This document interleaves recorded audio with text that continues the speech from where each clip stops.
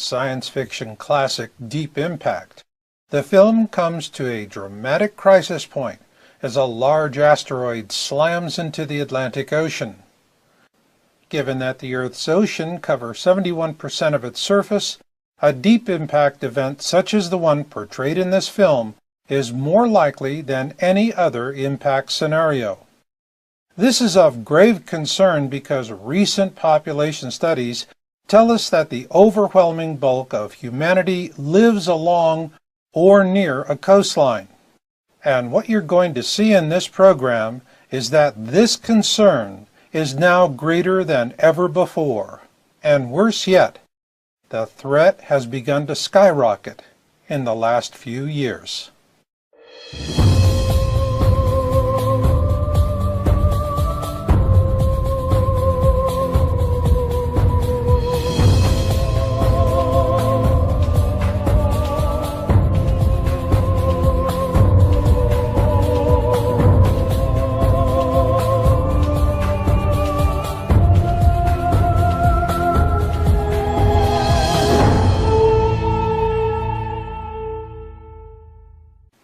Deep within each of us is a racial memory of rocks falling out of the sky and killing people. And sometimes it's a little difficult for us to handle. So like children, we turn on all the lights, lock the closet door, jump into bed and pull the covers over our heads and say, if the monsters can't see me, they can't hurt me. Well, you know, there is a little bit of truth to that because asteroids and superbolides cannot see us. But that will not stop them from killing us.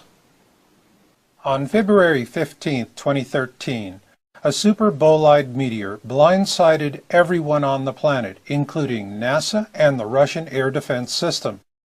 Entering Earth's atmosphere at a shallow angle, it growled through the skies at 60 times the speed of sound and detonated over a remote region of the Chelyabinsk Oblast, at an altitude of 18.4 miles above the ground. Thankfully, nobody died, but nearly 1,500 people were injured, including 311 children. There were a few serious injuries, but most were hurt by glass falling on them, or worse, having shards of glass blown into their faces by the detonation as they looked out their windows to see what was growling across the sky. When the superbolide detonated, it was momentarily 30 times brighter than the sun, which caused hundreds to suffer eye pain and temporary flash blindness. This is because when the Chelyabinsk superbolide detonated, it released 30 times as much energy as the little boy uranium bomb dropped on Hiroshima on August 6, 1945. One can only imagine the death and havoc an event such as this would have created had it detonated over a major city like Paris, New York, Moscow, or London. And so as the story faded from the front page, as all stories do, it was out of sight and out of mind for most. But for a few in the science community, the event triggered a new awareness that perhaps we'd become complacent about the threat of an impact event. Nonetheless, when it does come, and it will do so with a vengeance, what will you do then?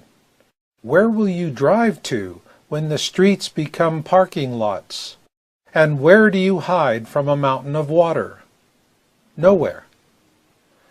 This is why in the first program in this series, Planet X 101, Who, What, When, Where, Why, and How, we presented our initial analysis of fireball observation reports. Our source is the American Meteor Society, and you can learn more about this reporting site at amsmeteors.org. For over a year we've been studying their reporting data, and what it told us is that for those living along a coastline, it's time to bust a move inland. In my case, it was from Santa Cruz on the northern California coast to Reno, Nevada. But that's just me. As for you, if you live along a coastline and you're watching this, then I also suggest you visit our site at yowza.com, that's YOWUSA.com, to read my article, It's Time to Bust a Move. Then you decide for yourself. In this program, we're going to give you a detailed analysis of AMS Meteor Observation Report data. Let's get started with yearly trends.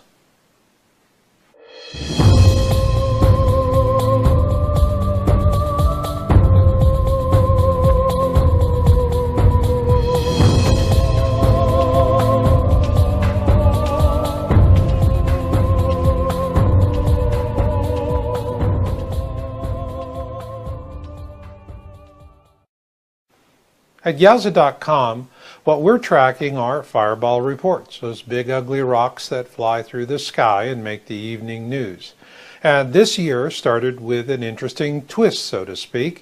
So let's get caught up. The AMS reporting data presented in our first program in this series, Planet X 101, Who, What, When, Where, Why, and How, was through to October 2013. In this program, we'll update that to include the first quarter of 2014. So let's get started. Here we see the complete actuals for all of 2013. Based on those 2013 actuals, here are the monthly estimates for 2014. Now let's see how the 2014 estimates compare with the first quarter of 2014. In January, the estimate is spot on. The actual for January is consistent with the estimate based on the prior year actual. However, in February, we see a drop, not only from the estimate, but from the February 2013 actual as well. Again in March, we see the same thing as February. The actual is below the estimate as well as the prior year actual. So what could account for this? First off, we're not talking about meteor showers like the Perseids, which many of us enjoy watching on warm August nights. Rather, we're tracking fireballs such as the one observed over Japan in January of this year. Large, solitary rocks that come screaming out of the heavens. With that in mind, here is one explanation for the first quarter drop in fireball observation reports. As we've reported, we're tracking an approaching second sun in our system. Astronomers have named it Nemesis. It is the core of what we refer to as the Planet X system. Nemesis is a brown dwarf companion to Sol, with its own planets and rings as well. To illustrate one explanation for the drop in the 2014 first quarter fireball observations, let's use this illustration of the rings of Saturn as the backdrop for our example. In this case, the data could be telling us that Earth is now between the bands. Therefore, we do not really know what is coming next. Another bigger band? Or could it be over? With either scenario, the terms coincidence and natural variability come to mind. They did for us, and for that reason, we dug hard into the data. And here is what we found.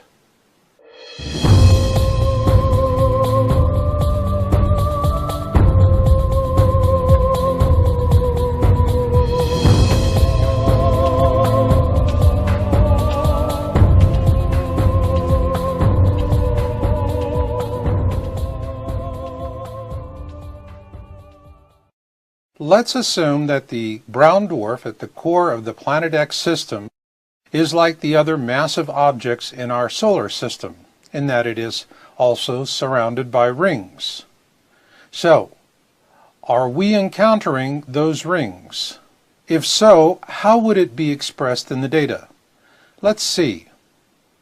For the purpose of this study, we're going to use a line graph instead of a bar chart. And here we are starting with the 2013 to 2014 actuals based on current AMS reporting data.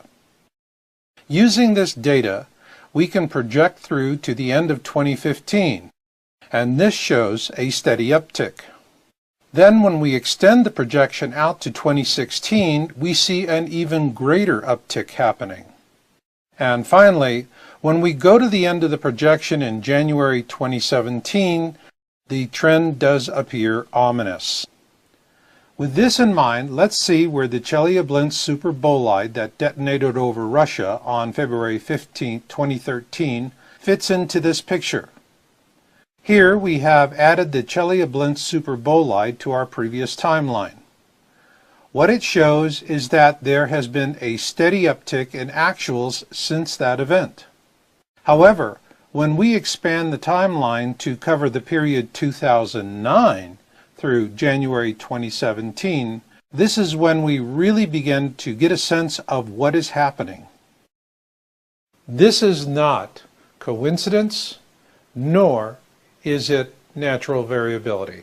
And if you're living along a coastline, you should be concerned. Now let's take a look at multi-state observations.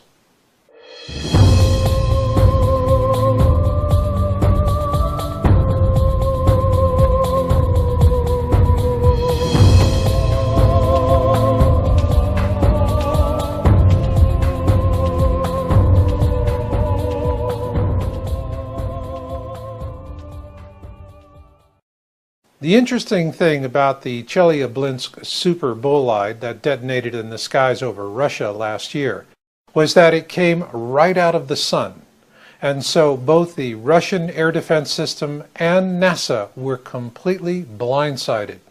This is why we take a special interest in multi-state fireball reports, as these tend to be large fireballs or superbolides with shallow trajectories such as the Chelyabinsk superbolide.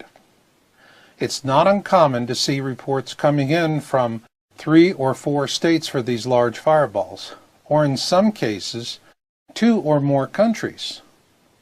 So let's see what the data tells us.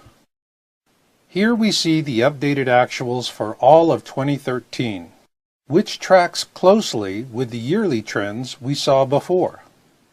Using those actuals, we were able to project estimates for 2014. So let's see how the estimates compare with the first quarter of this year.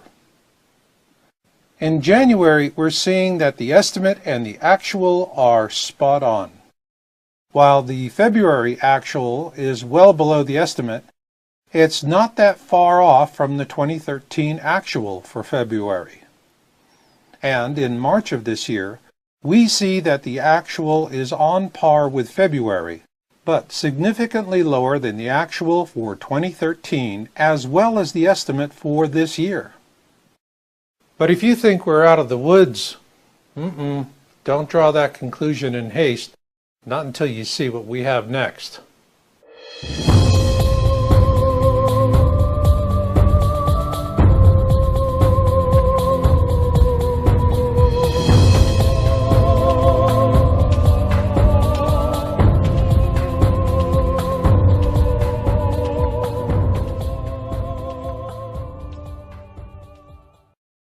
The AMS data set is very rich with many different types of data, but the one that really gets our attention the most are called huge events.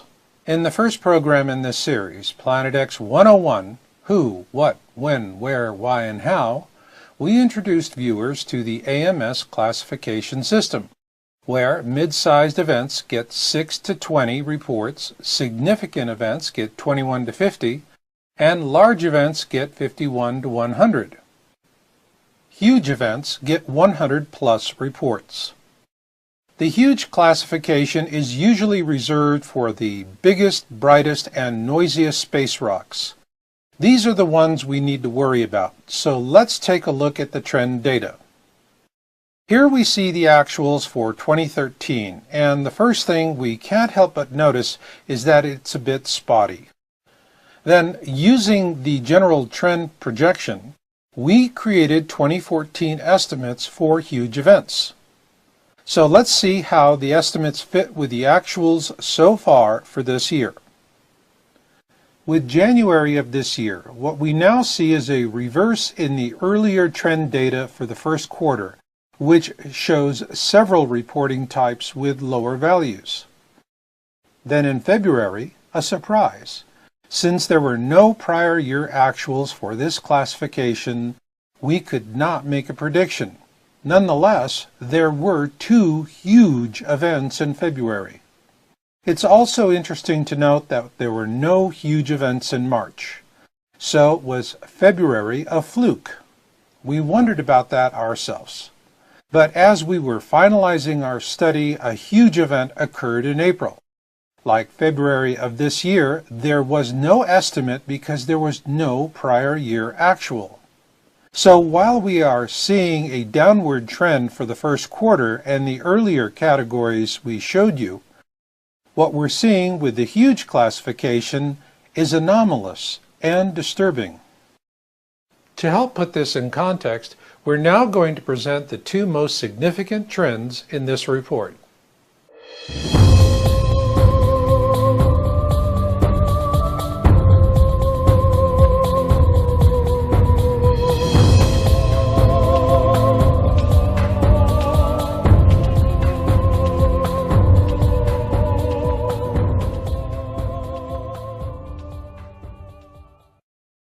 We're now going to show you the two most significant trends, huge events and multi-state events. We are going to use 2013 actuals for multi-state events and huge events to set a baseline for this comparison.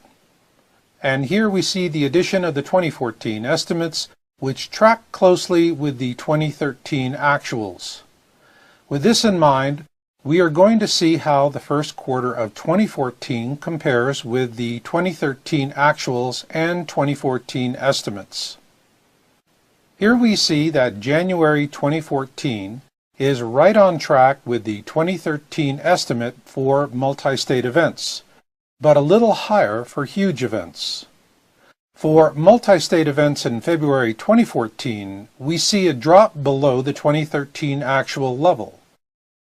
However, huge events are still significantly above 2013 actuals and 2014 estimates.